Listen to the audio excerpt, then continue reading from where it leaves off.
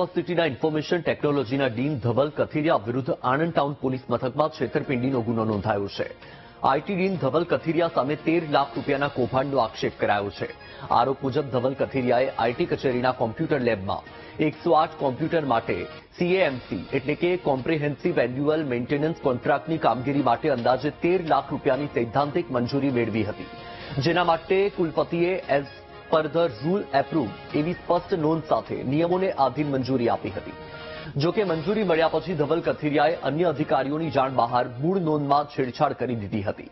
તેમણે નોંધમાં paper tender શબ્દ પર લીટી મારી અને એનએચઈપી કોસ્ટ ગાઈડલાઈન મુજબ કોટેશન મંગાવીને ખરીદી કરવાની સૈદ્ધાંતિક મંજૂરી અર્થે એવું લખાણ ઉમેરી દીધું હતું.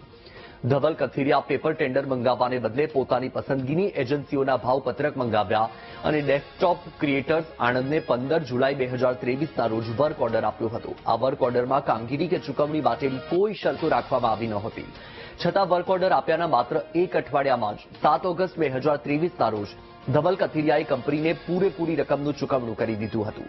નાણાં ચૂકવ્યા બાદ 7 મહિના સુધી સીએએમસી સંબંધિત કોઈ કામગીરી થઈ નહોતી.